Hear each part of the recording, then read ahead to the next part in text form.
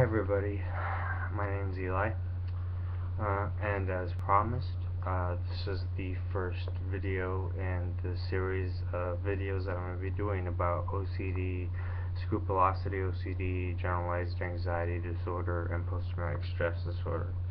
I felt that this was an important thing to do because there are so many people out there that suffer silently because they're ashamed to come forward and seek help.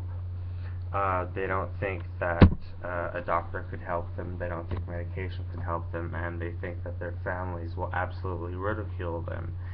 And sadly enough, in some cases that is true as far as the family goes, because I know personally a certain side of my family seems to think that there is no such thing as mental illnesses and traumatic brain injuries and all this other stuff.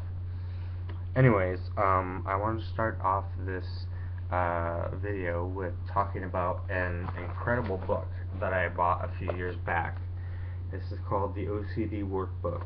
There have been 2 revised copies. There's a second edition and a third edition, and they are written by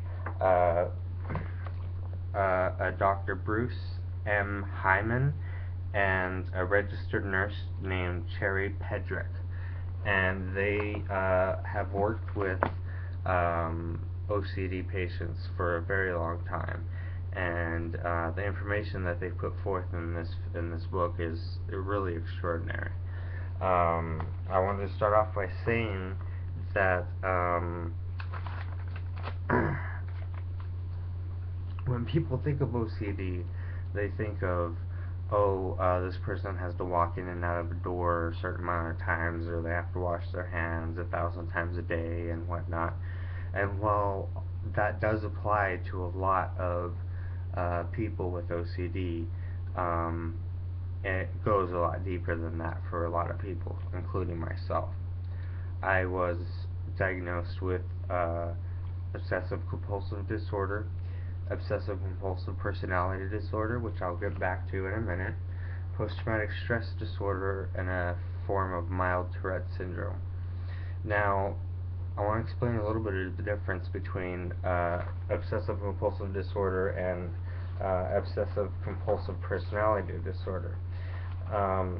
Basically, OCD is a chemical imbalance in the brain, serotonin and whatnot, which anybody that's been to a psychiatrist should have discussed already. Obsessive-compulsive disorder, and I'm going to just kind of briefly go over it through this book, is more of a type of personality, more of a learned behavior, more of a perfectionistic type of thing, rather than how OCD sufferers feel that they have to do something a certain way or something catastrophic is going to happen. People with OCPD, they don't necessarily feel that, but they feel that everything must be exactly correct. They're very closely related, but there is some slight differences. And often there's other problems that are misdiagnosed as OCD, such as substance abuse and compulsive gambling, and eating disorders, which I can honestly say I suffered with before. Summer of my freshman year in high school, I became anorexic, and I'm about 5'9", and I went from 167 down to 128 because being gay in high school, I thought the reason that I didn't have a boyfriend was because I was ugly and I was fat and I had no self-esteem. And I still don't have much self-esteem, but I'm working on it. Now, a big part of what I'm going to focus on in in these videos is going to be the type of OCD that I deal with, which is called scrupulosity, or religious OCD. And that's where the OCD sufferer becomes so bombarded by thoughts that they absolutely detest, thoughts that are so unbelievably disgusting to them that they physically feel ill. And scrupulosity has actually been around for a very long time. It's not something new that's popping up. And I find it fascinating every time I see a new psychiatrist that when I say the word scrupulosity, they have no idea what I'm talking about. And I have to kind of educate them a little bit, which I find a little weird. But there's many very important religious figures throughout history that suffered with scrupulosity. They felt that nothing they did was good enough. They felt the constant need to pray, which I can attest to. I do that all the time, and it's very frustrating, and it's very time-consuming. A few notable people throughout history would be John Bunyan, who was, let's see if I can find it in here. John Bunyan was, where is he at?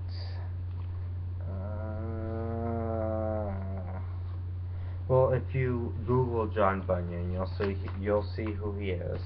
I'm just trying to get through this as quickly as I can because um, I'm a little pressed for time. Oh, here we go. John Bunyan was the author of Pilgrim's Progress, the Protestant theologian. I'm sorry. Yeah, John Bunyan was the author of Pilgrim's Progress, and also the Protestant theologian Martin Luther was plagued with scrupulosity. When Martin Luther would pray, he was bombarded by thoughts of the devil's rear end. Now, I want to warn you that some of the subject matter that I will be discussing in these videos is a little bit mature and disturbing and going to be very difficult for me to talk about because it's stuff that I haven't really shared with anybody, much less I mean, I haven't shared with a doctor, I haven't shared with a psychologist, much less the internet. Anyways, another very important religious figure was Saint Ignatius Loyola. Sorry. Um, Now, to define scrupulosity, for those who still don't understand, uh, Webster's defines scrupulosity as extremely careful to do precise, right, proper, or correct things in every last detail, most punctuously, showing extreme care, precision, punctualness, extremely conscientious, full of scruples, full of scruples, hesitant, doubtful, or uneasy, especially constantly and obsessively in deciding what is right and wrong. And let me tell you, that is exactly what it is. Every moment of every day that I am awake, from the moment I wake up to the moment I go to sleep, I am absolutely bombarded by such filth that it physically makes me ill. And I have to remind myself that these aren't thoughts that I want. I don't take pleasure in these thoughts. That these thoughts are part of the OCD, which is a very difficult thing to convince oneself. But it is the truth, and it's a truth that I am still trying to grasp. Briefly,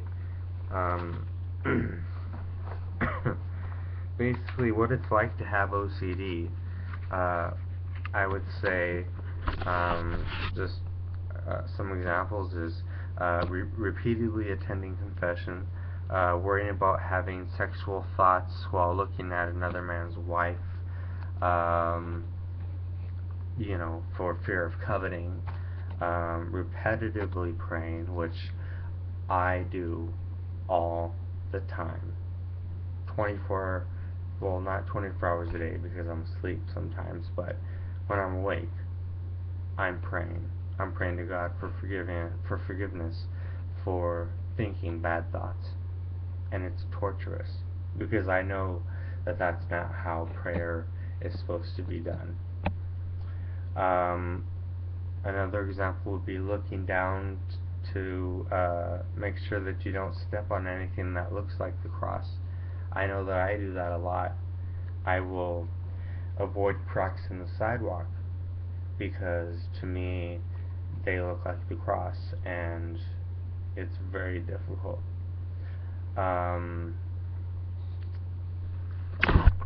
Now another thing would be and it works in different religions too, not just Christianity. Another thing would be avoiding swallowing one's own saliva to, abstain from the Yom Kippur and swallowing one's own saliva would make a sufferer of scrupulosity feel extremely guilty. And as I go on through this series, I will delve deeper into what scrupulosity is and what OCD is. Now, I think I mentioned this already. I was diagnosed with OCD, OCPD, PTSD, and generalized anxiety disorder. And that is a potent mix, let me tell you. Growing up, it was not easy. And when you throw in my sexuality, being gay, and being raised Christian, it's a wonder at times that I was able to get through and survive the ridicule that I went through growing up. And I'm not just talking about kids at school. I'm talking about family members. I was overweight. I was picked on for being overweight, for being dark complected, for not having the newest clothes, for my sexuality, and eventually in high school when the OCD really got bad and I was constantly praying, and of course my prayers couldn't be just silent in my head. I had to look up while I was praying. So I spent the better part of each period in high school looking up, and that made people think I was really, really weird. And it was hard. It was hard. I had to decide in 10th grade to stop caring what people think and to be myself, and even do things purposely to annoy other people, to show them what it felt like. Now, that's not why I'm doing these videos. I'm not trying to rant and rave about my past. I want to, as best I can, educate anybody who has these disorders and doesn't know how to deal with them. If anybody has any questions for me, or any comments, please feel free to leave a comment or a question in the box below this video here on YouTube, or you can reach me on Facebook. Just search Eli Carbajal. Okay? Well, thank you for listening, and I will see you shortly.